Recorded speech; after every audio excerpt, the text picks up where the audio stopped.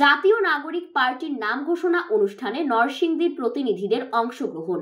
নরসিংদী প্রতিনিধির পাঠানো তথ্য ও চিত্রে দেখুন বিস্তারিত।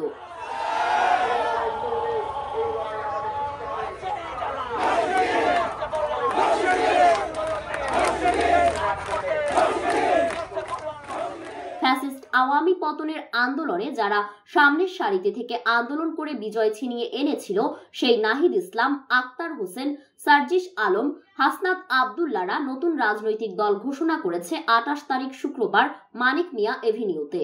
যেই মঞ্চ হতে রেজিম মুক্ত করার প্রত্যয় নেওয়া হয়েছিল, সেই মঞ্চেই ঘোষণা হলো বৈষম্য বিরোধী ছাত্র আন্দোলন ও জাতীয় নাগরিক কমিটির রাজনৈতিক দল জাতীয় নাগরিক পার্টি।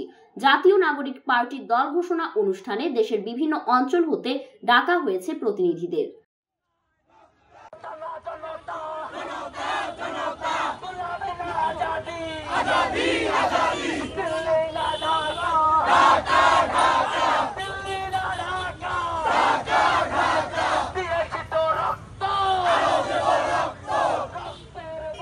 নরসিংদী হতেও জাতীয় নাগরিক পার্টির দল ঘোষণা অনুষ্ঠানে উপস্থিত হন নরসিংদীর এক ঝাঁক তারুণ্যদীপ্ত নবীন ও তরুণদের দল।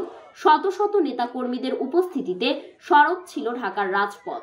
বৈষম্য বিরোধী ছাত্র আন্দোলনে নেতৃত্ব দানকারী প্রথম সারির নেতা স্লোগান মাস্টার ফাহিম ভূঁইয়া রাজ অভির স্লোগানে মথিত হয় ঢাকার রাজপথ ও বৈষম্য বিরোধী ছাত্র আন্দোলনে আহত ছাত্র নেতা গোলাম রেশাদ তমালের সরব উপস্থিতিতে নরসিংদী প্রতিনিধি দলে উপস্থিত থেকে নেতৃত্ব দেন নরসিংদী লেখক গবেষক সরওয়াত তুষার, নরসিংদী জেলা জজ কোর্টের নারী ও শিশু ট্রাইব্যুনালের special public prosecutor advocate Shirin Akter Shelly, Narsingdi জেলা সংগঠক আওলাদ হোসেন জনি, ওমর ফারুক খান, ঢাকা সুপ্রিম কোর্টের আইনজীবী জাকির হোসেন, আব্দুল আজিজ ভূঁইয়া, পলাশ উপজেলা প্রতিনিধি সাইদুল ইসলাম রাকিব, জুয়েল ভূঁইয়া, নরসিংদী সদর প্রতিনিধি মোহাম্মদ ফারাবি সহ জেলা ও উপজেলা নেতৃবৃন্দ।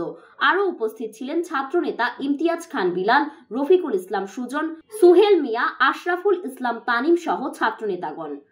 জাতীয় নাগরিক পার্টির দল ঘোষণা অনুষ্ঠানে দেশের সকল রাজনৈতিক দলকে আহ্বান করা হয়।